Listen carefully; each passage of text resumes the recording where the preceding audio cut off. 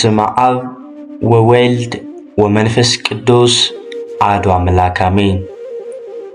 በክርስቶስ ክርስቲያን፣ በወልድ ወልደ እግዚአብሔር፣ በመንፈስ ቅዱስ መንፈሳውያን የተሰኛችሁ ያያሉ የልዑል እግዚአብሔር ቤተሰቦች የእናታችን የቅድስት ድንግል ማርያም የአስራት የበኩራት ልጆች እንኳን ለአቡነ እስትንፋሰ ክርስቶስ ወርሃዊ መታሰቢያ ክብረ በዓል በሰላም በጤና ደረሳችሁ። ከአባታችን ከኢትዮጵያዊው ጻድቅ አቡነ እስትንፋሰ ክርስቶስ ረድኤታቸው በረከታቸው አይለየን፣ አሜን።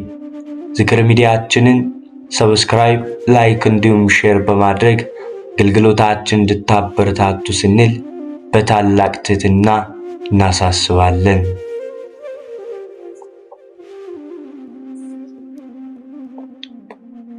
አባታችን አቡነ እስትንፋሰ ክርስቶስ ሚያዝያ 8 ቀን ተጸንሰው ታኅሳስ 9 ቀን ተወለደ። ኢትዮጵያዊው ጻድቅ አቡነ እስትንፋሰ ክርስቶስ ኢትዮጵያዊው አባት አቡነ እስትንፋሰ ክርስቶስ አባቱ መልአከ ምክሩ፣ እናቱ ወለተ ማርያም ይባላሉ። የተወለደበት ልዩ ቦታው ወሎ ክፍለ ሀገር ዳውንት ይባላል። በዚያች ሀገር እግዚአብሔርን የሚፈራ ስሙ መልአከ ምክሩ የሚባል ደግ ሰው ባለቤቱም ወለተ ማርያም ሁለቱም ደጋጎች እግዚአብሔር እንዳዘዛቸው በእግዚአብሔር ሕግ ጸንተው የሚኖሩ መልካም ሥራን በመስራት እንደ ዘካርያስና ኤልሳቤጥ እውነተኞች ነበሩ። ሁለት ደጋጎች ልጆችም አሏቸው። የተባረከ መልካም ፍሬን የሚያፈራ በመጾም በመጸለይ እግዚአብሔርን የሚያገለግል በጸሎቱ ሰውን የሚጠቅም በጻድቃንም ዘንድ የተመረጠ ልጅ ይሰጣቸው ዘንድ ዘውትር ወደ ቤተ እግዚአብሔርና ወደ ድንግል ማርያም ይለምኑ ነበር።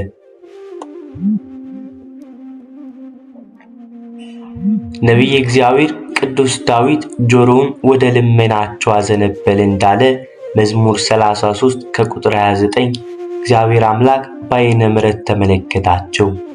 ልመናቸውንም ሰምቶ አባታችን አቡነ እስትንፋሰ ክርስቶስ ሚያዝያ 8 ቀን ተጸንሶ ታኅሳስ 9 ቀን ተወለደ።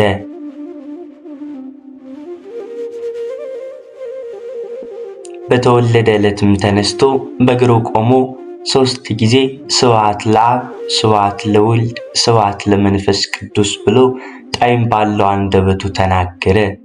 9 ጊዜም ሕፃናትን ለሚያናግሩ ገዥ ለሚሆኑ ለአጋዕዝተ ዓለም ሥላሴና ለእመቤታችን ለመስቀሉም ሰገደ።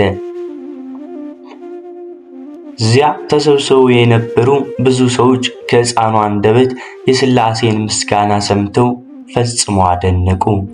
ዳግመኛ በዚህ ሕፃን ላይ የእግዚአብሔር ጸጋ አድሮበታል ብለው እየተጨዋወቱ ወደ አገራቸው ገቡ።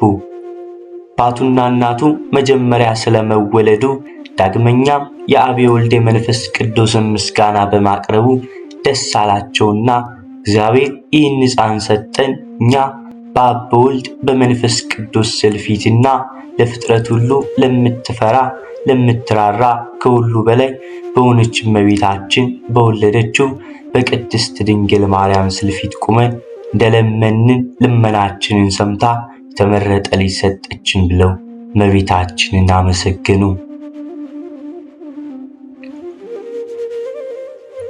የመንጻት ወራት በተፈጸመ ጊዜ በ40 ቀን አባትና እናቱ በጸራ ወርቅ ብር ንጉሥ ይኩኖ አምላክ ወደ ሠራው እግዚአብሔር አብ ቤተ ክርስቲያን ወስደው አዳም በ40 ቀኑ ወደ ገነት እንደገባ በቤተ ክርስቲያን ሥርዓት ተጠመቀ። አዳም በ40 ሔዋን በ80 ቀን ወደ ገነት እንደገቡ ኩፋሌ 4:9 ላይ እንደተጻፈ ካህናትም መንፈስ ቅዱስ እንዳናገራቸው ሰውን እስትንፋሰ ክርስቶስ ብለው ሰየሙት።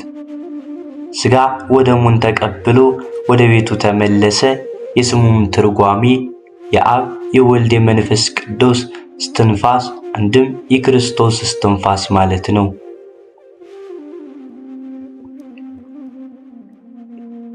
የእግዚአብሔር መልአክ ቅዱስ ሚካኤል እየጠበቀው አደገ።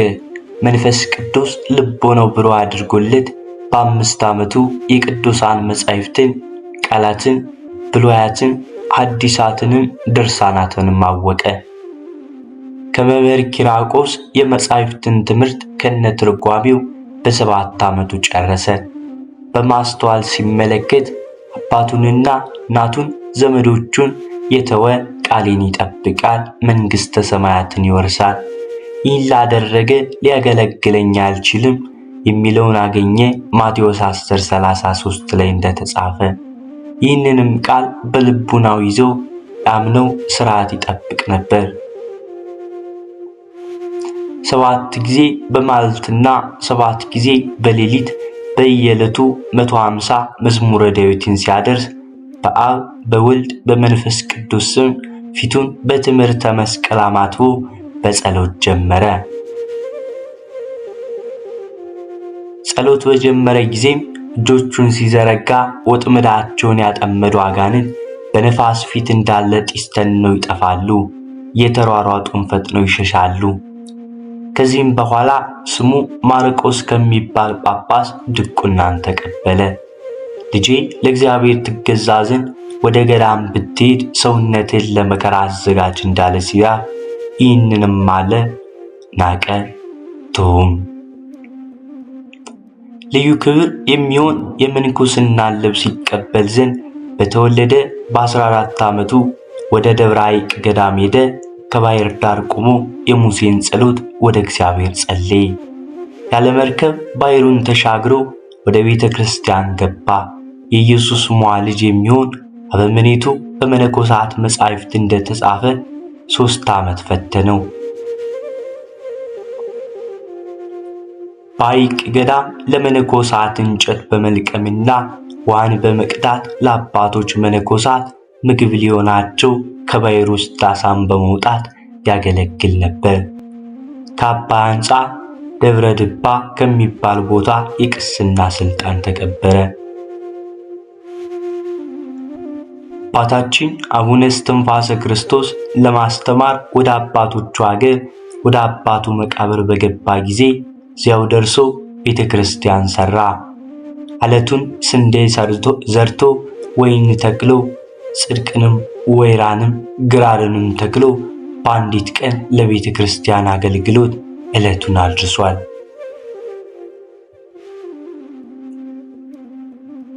ከዕለታትም በአንዲት ቀን አባታችን በጸሎት ሳለ መልአኩ ቅዱስ ሚካኤል ከብሩህ ደመና ጋር ወደ እርሱ መጥቶ በደመና ጭኖ ከፈጣሪው ዘንድ አደረሰው። ጌታችን መድኃኒታችን ኢየሱስ ክርስቶስም በቅዱሳኖቹ እንዲባረክ ካደረገ በኋላ መልአኩ ቅዱስ ሚካኤልን አዘዘው። ወደ ተወለድኩበትና ወደ ኖርኩበት ቦታ አድርሳ አሳየው አለው። መልአኩም እንደታዘዘው አደረገ። መልሶም ወደ ኢትዮጵያ ምድር ደብረ ዛባሂ ወደምትባል ቦታ ደረሰው። ከዚያም ደርሶ ድንቅ ታምራትን አደረገ። ውሃም ከዓለት ላይ ያመነጨ ሕሙማንን ፈወሳቸው። በባሕር ውስጥ ጠልቆም ዘውትር በሄደበት አገር ሁሉ ሲጸልይ የሚያርፍበትን ቦታ ሥጋ የሚቀርብበትን ቦታ ግለጽልኝ ብሎ በጸለየ ጊዜ የእግዚአብሔር መልአክ ቅዱስ ገብርኤል ተልኮ መጥቶ አባት ከሸዋ አገር መጥቶ ታቦተ እግዚአብሔር አብን ወደ እስከተላከበት ወደ አባ ሙሴ ደብር ወደ አባትና ናት ቦታ ዳውንት የምትባል አገር ሂድ ብሎ የረፍት ቦታውን ነገረው። ከዚያም ወደ ብዙ ገዳማት በመሄድ ቡራኬን ተቀበለ። ከ4 ዓመት በኋላ አረጋውያን መነኮሳትን ተሰናበታቸው። መርቀውትም ተለያዩት። የኢትዮጵያን ገዳማት ተዘዋውሮ እየጎበኘ ጎጃም ደረሰ። በዚያም እያስተማረ እያጠመቀ የታመሙትን እየፈወሰ የዕውራንን ዓይን እያበራና ሙታንን እያስነሳ በዚያ ተቀመጠ። በባሕር ውስጥም ገብቶ 9 ዓመት ለኢትዮጵያ ጸለየ። ከ9 ዓመት በኋላ ጌታችን መድኃኒታችን ኢየሱስ ክርስቶስ ወደ እርሱ መጥቶ ከመነኮሳት ሁሉ ብልጫ አለ ወዳጄ እስትንፋሰ ክርስቶስ ሆይ ይህችን አገር እና የኢትዮጵያን ሕዝቦች ምሬልሃለሁና ከዚች ባሕር ውጣ አለው። አባታችንም ከባሕር ውስጥ ወጥቶ ተንበርክኮ ለጌታችን ሰገደ። ጌታችን ኢየሱስ ክርስቶስም የማረፊያ ቦታ ምስራቅ ወደምትሆን ወደ ዳውንት ሂድ ብሎ ቃል ኪዳን ሰጠው። አባታችንም በ17 ዓመቱ ወደ ደብረ አስጋድ በመሄድ ጊዜ ፀሐይ ልትገባ ደረሰች። አቡነ እስትንፋሰ ክርስቶስ ጸለየ፣ አለቀሰ። በጌታችን በኢየሱስ ክርስቶስ ስም አውግዣለሁ። ለመስፍን ኢየሱስ በገባዖን እንደቆምሽ አሁንም ቀጥ ብለሽ ቁሚ አላት። ፀሐይም ወደ ኋላ ተመልሳ በአቡነ እስትንፋሰ ክርስቶስ ቃል ቆመች። ደብረ አስጋድ እንደገባ ፀሐይም አቡነ እስትንፋሰ ክርስቶስ ሆይ ገባ ዘንድ ፍታኝ አለችው። እግዚአብሔር ይፍታሽ ባላት ጊዜም ዕድሜው 33 በሆነ ጊዜ ወደ ደብረ ድባው አበምኔት መጥቶ ሚያዝያ 9 ቀን ምንኩስናን ተቀበለ። በዚያ ድንጋይ ፈልፍሎ ዋሻ አዘጋጀ። ሉቃስ የሳላት ከግብፅ የመጣች የድንግል ማርያምን ስዕል አስገብቶ የዋሻውን በር ዘጋ። ያለ ደቀ መዝሙሩ ልብሰ ክርስቶስ በስተቀር ከሌላው ሰው ጋር አይገናኝም። በዚህም ድንቅ ድንቅ ታምራትን እያደረገ 240 ሺህ ነፍሳትን ከሲኦል አወጣ። የአባታችን የአቡነ እስትንፋሰ ክርስቶስ ረድኤታቸው በረከታቸው በእኛም በመላው ሕዝበ ክርስቲያን ላይ አድሮና ጸንቶ ይኖር፣ አሜን። አንድ አምላክ በሚሆን በአብ በወልድ በመንፈስ ቅዱስ ስም ኅዳር 9 በዚች ዕለት ለአባቶች ሊቃነ ጳጳሳት 41ኛ የእስክንድርያ ሀገር ሊቀ ጳጳሳት ቅዱስ አባ ይስሐቅ አረፈ። ይህም ቅዱስ ቡልስ ከሚባል ሀገር ነው። ወላጆቹም እግዚአብሔርን የሚፈሩ እጅግ ባለጸጎች ናቸው። ከረጅም ዘመንም በኋላ ይህ ቅዱስ በወለዱት ጊዜ በታላቅ ደስታ ጎበኙት። ከዚህም በኋላ ያጠምቀው ዘንድ ወደ ኤጲስቆጶስ ባቀረቡት ጊዜ ኤጲስቆጶሱም ሲያጠምቀው በሕፃኑ ራስ ላይ የብርሃን መስቀልን አየ። በዚያም ጊዜ የሕፃኑን እጅ ይዞ በራሱ ላይ አኖረ። እንዲህም ብሎ ትንቢት ተናገረለት። ይህ ሕፃን ቤተ እግዚአብሔር ቤተ ክርስቲያን ላይ ይሾማል። አባቱን እንዲህ አለው፣ ይህን ልጅ ጠብቀው፣ እርሱ ለእግዚአብሔር የተመረጠ ምርጥ ዕቃ ይሆናልና። ጥቂትም ባደገ ጊዜ የቤተ ክርስቲያንን ትምህርትና ጽሕፈትን አስተማሩት። የቅዱሳንም ዜና ሲያነብ ወላጆቹንም ትቶ ወደ አስቄጥስ ገዳም ሄደ። በምኔቱም በአባ ዘካርያስ ዘንድ መንኩሶ በገድል ተጠመቀ። በአንዲትም ዕለት አንድ ጻድቅ ሰው በቤተ ክርስቲያን ውስጥ አየው። በእርሱም ላይ ይስሐቅ በክርስቶስ ቤተ ክርስቲያን ላይ ይሾም ዘንድ አለው ብሎ ትንቢት ተናገረ። በዚያም ወራት ሊቀ ጳጳሳት አባ ዮሐንስ ጸሐፊ የሚሆነውና የሚረዳው ብልህ ሰው ፈለገ። ስለ አባ ይስሐቅም ነገሩት። እርሱም መልእክተኞቹን ልኮ ወደ እርሱ አስመጣው። ጽፍለትም ዘንድ ደብዳቤ ሰጠው። እርሱ ግን አባ ይስሐቅ እያወቀ ጽሕፈቱን አበላሸ። ሊቀ ጳጳሳቱ እንዲተውና ወደ አስቄጥስ ገዳም እንዲመለስ ነበር፣ የዚህን ዓለም ክብር ይጠላልና። ሊቀ ጳጳሳቱም እንዲተውና ሊያሰናብተው አውቆ ማበላሸቱን ባወቀ ጊዜ በጥሩ ጽፏል፣ ከዚህም እንድትሄድ እኔ አልተውህም አለው። አባ ይስሐቅም እንደማይለቀው አውቆ የሚያውቀውን ሁሉ ጥበቡን ያማረ ጽሕፈቱንም ገለጠለት። ሊቀ ጳጳሳቱም በእርሱ እጅግ ደስ እያለው ከጥቂት ወራትም በኋላ አባ ይስሐቅ ወደ አስቄጥስ ገዳም ተመለሰ። አባ ዮሐንስም የሚያርፍበት ቀን በደረሰ ጊዜ ስለ እርሱ ሊቀ ጵጵስና የሚሾም ማን እንደሆነ ያስረዳው ዘንድ ክብር ይግባውና ጌታችን ኢየሱስ ክርስቶስን ለመነው። ጌታ በራእይ ካንተ በኋላ ለዚች ሹመት የሚጠቅም ረዳት ይስሐቅ ነው አለው።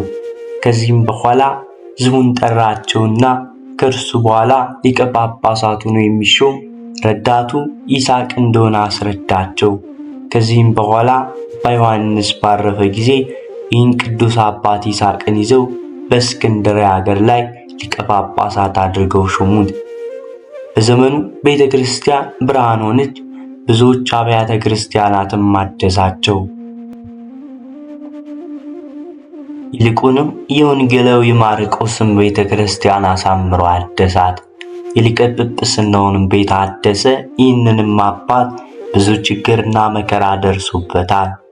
በወንጌላዊ ማርቆስ መንበርም 7 ዓመት ተኩል ኖሮ አረፈ።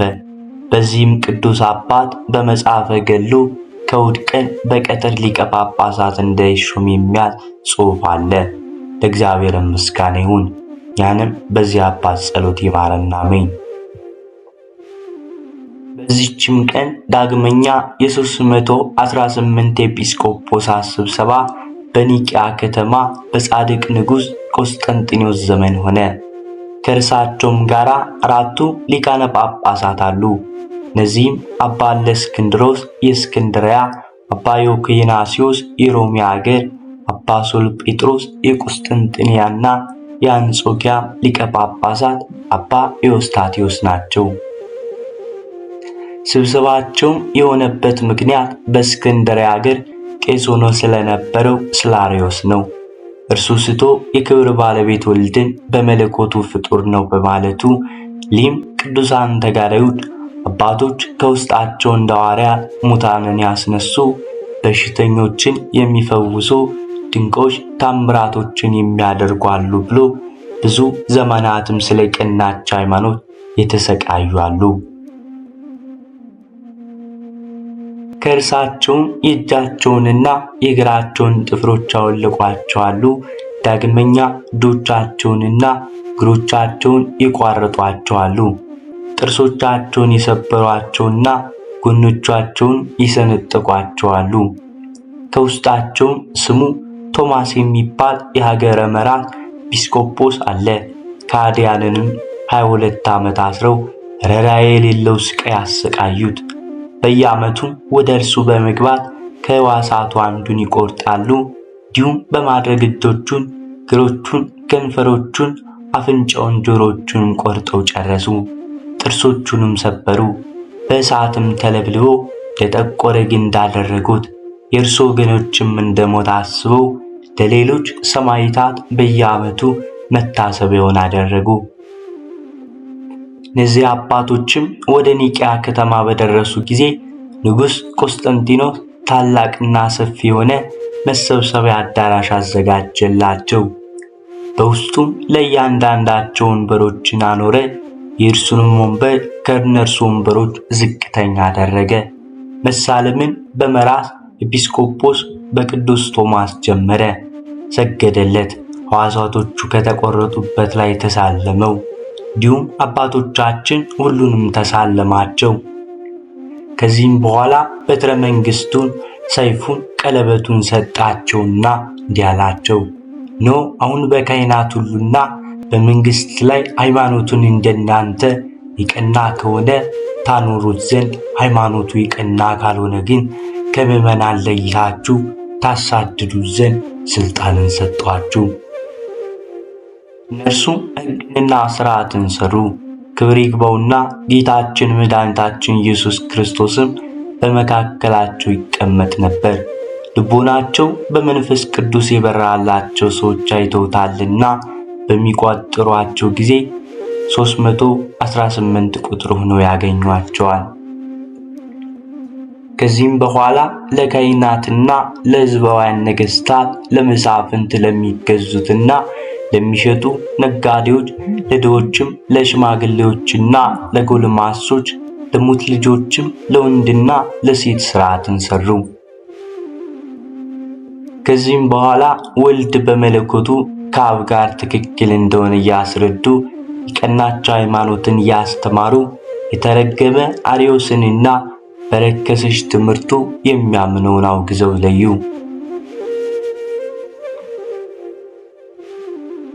የሰሯት ያስተማሯትም የሃይማኖት ትምህርት ይህች ናት እንዲህ ብለው ሁሉንም በያዘና ሰማይና ምድርን የሚታይና የማይታየውን በፈጠረ በአንድ አምላክ በእግዚአብሔር አብ እናምናለን። ዓለም ሳይፈጠር ከእርሱ ጋር በነበረ የአብ አንድ ልጁ በሚሆን በአንድ ጌታ በኢየሱስ ክርስቶስ ስም እናምናለን። ከብርሃን የተገኘ ብርሃን፣ ከእውነተኛ አምላክ የተገኘ እውነተኛ አምላክ፣ የተፈጠረ አይደለ፣ የተወለደ በመለኮቱ ከአብ ጋር የሚተካከል ሁሉ በእርሱ የሆነ ያለ እርሱ ግን ምንም የሆነ የሌለ በሰማይም ያለ በምድርም ያለ ስለኛ ስለ ሰው ልጆች ስለ መዳናችን ከሰማይ ወረደ። በግብረ መንፈስ ቅዱስ ከቅድስት ድንግል ማርያም ፈጽሞ ሰው ሆነ። ሰው ሆኖ በጴንጤናዊ ጲላጦስ ዘመን ስለኛ ተሰቀለ፣ ታመመ፣ ሞተ፣ ተቀበረም። በሦስተኛውም ቀን ከሙታን ተለይቶ ተነሳ።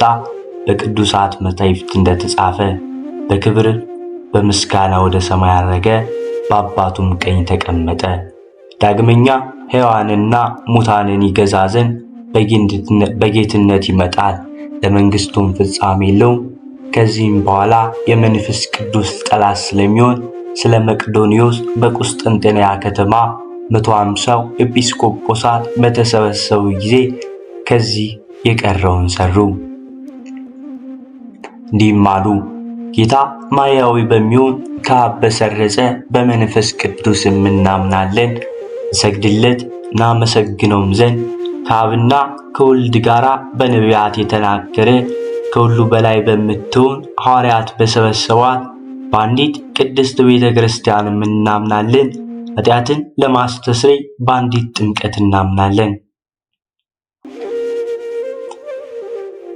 የሙታንን መነሳት የሚመጣውንም ሕይወት ተስፋ እናደርጋለን። እኒህም አባቶቻችን ይህችን የሃይማኖት ትምህርት ምዕመናን ሁሉ በቀንም በሌሊትም በጸሎታቸው ጊዜ እንዲያነቧት በቅዳሴም ጊዜ እንዲጸልዩባት አዘዙ። ወንዶችና ሴቶችም ሽማግሌዎችና ልጆችም አገልጋዮችም ሁሉ እንዲማሯት አዘዙ። ሰርተው ወስነው ለቤተ ክርስቲያኗ የሃይማኖትን ፋና ካቆሙላት በኋላ ወደ የሀገራቸው በፍቅር አንድነት ተመለሱ። ለእግዚአብሔር ምስጋና ይሁን። ያንም በእነዚህ አባቶች ጸሎት ይማረን፣ በረከታቸውም ከኛ ጋር ትኑር አሜን። ወስብሐት ለእግዚአብሔር ወለወላዲቱ ድንግል ወለመስቀሉ ክቡር። በዚህ ቆየን።